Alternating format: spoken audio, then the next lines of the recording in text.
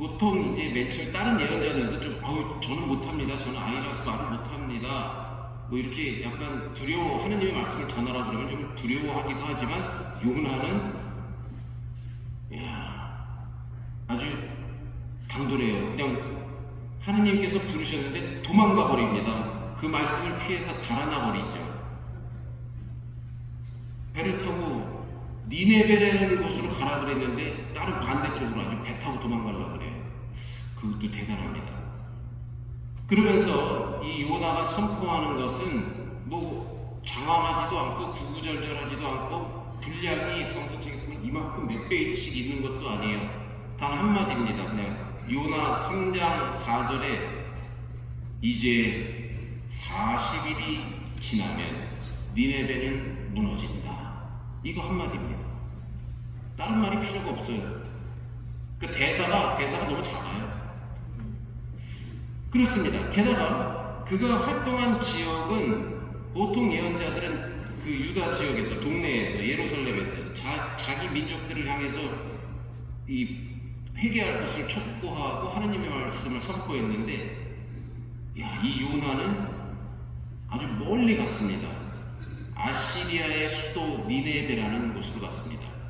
성경 공부하면서 그 성경 통독 지도 갖고 계신 분들 계실 텐데, 그 한번 니네베라는 곳을 찾아보면 예루살렘에서 오늘날로 치면 비행기 타고 가거나 차로도 한 이틀은 가야 될 것 같은데 거기를 어떻게 갔을까? 그거부터 조금 약간 의심스럽긴 해요. 하긴 뭐 배를 타러 간 것도 꽤 먼 거리인데 니네베까지 먼 거리예요. 아주 먼 거리입니다.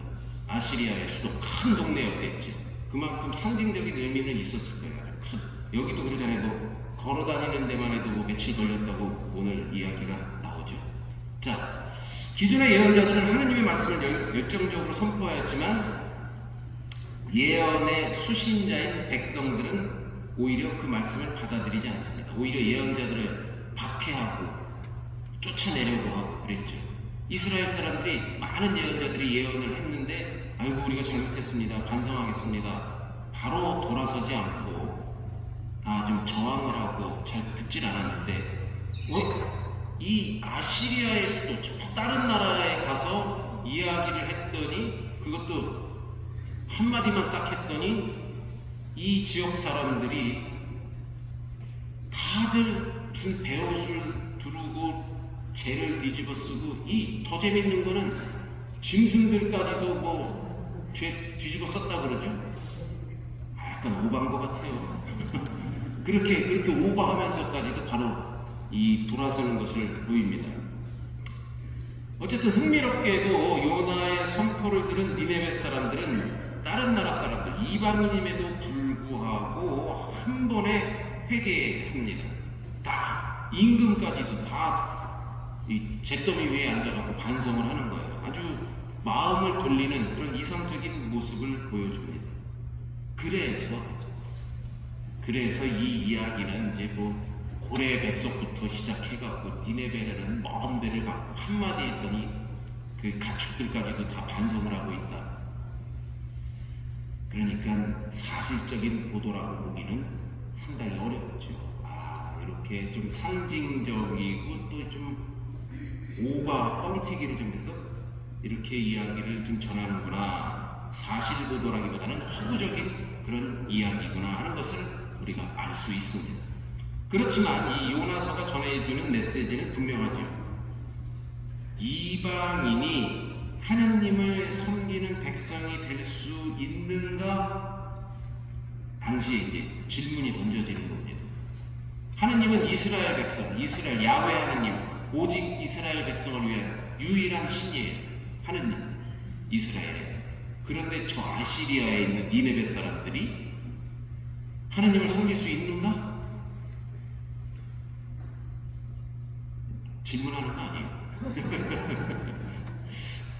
근데 이제 요나서가 답을 주는 거죠. 요나서는 이 질문에 당당하게 그렇다, 자, 아시리아, 이스라엘을 침략했던 그 나라 사람들도 이렇게 금방 하나님께 돌아선다 하는 것을 보여주는 것이죠. 그들도 하나님을 섬길 수 있다는 대답을 줍니다. 하나님의 자비와 구원은 이스라엘의 점유물이 아니라 모든 민족들에게 다 개방되어 있다 하는 것을 요나서는 또한 전해주고 있는 것이죠. 조금 관심 있게 주보에 나와 있는 성서를 조금 공부하신 분들은 에즈라 예언서, 느헤미야 예언서 뒤에 좀 읽으실까요? 대답하지 마세요. 에즈라라는 예언서, 느헤미야라는 예언서. 이 예언서는 바빌론 유배를 갔다 와서 야 이제 우리가 반성하고 정말 다시 뭉쳐야 된다.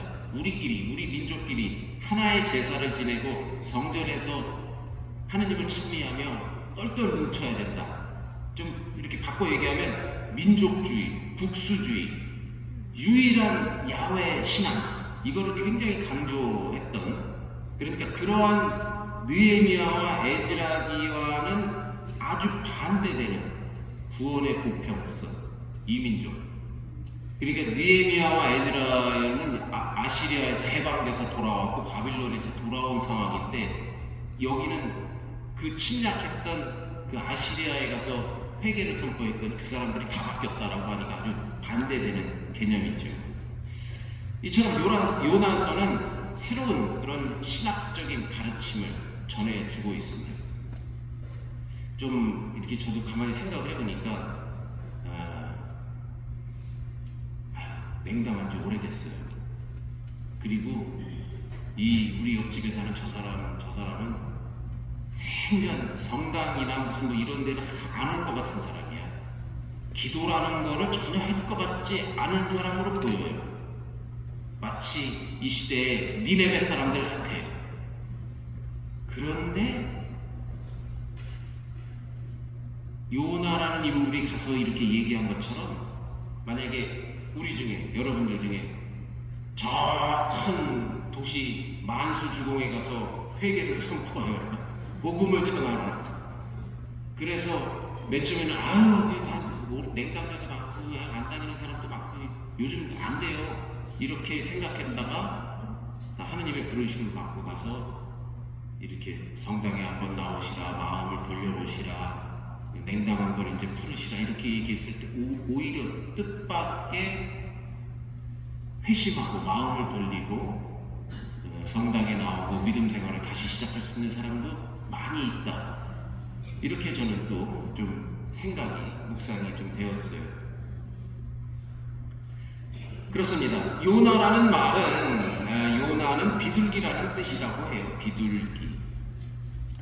아미타이의 아들 요나로 소개가 되는데 아미타이의 아들 요나 요 얘기 말씀드릴까 말까 하는데 조금 더 너무 깊이 들어가고 이 아미타이의 아들 요나라는 인물이 이렇게 말씀드리면 좀 기억나실 분 계실지 모르겠어요. 열왕기 학원에 보면 열왕기 학원 14장 25절에 이 인물이 등장을 해요. 이 요나라는 인물이.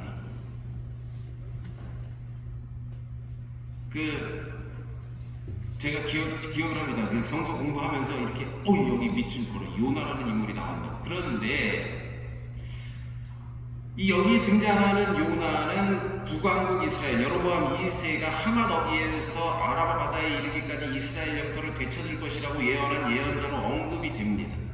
그러므로 이 유다교에서는 유다교의 전통은 요나서의 이 요나하고 열왕기 학원에 나오는 이 요나하고 두 인물을 같은 인물로 간주를 했어요.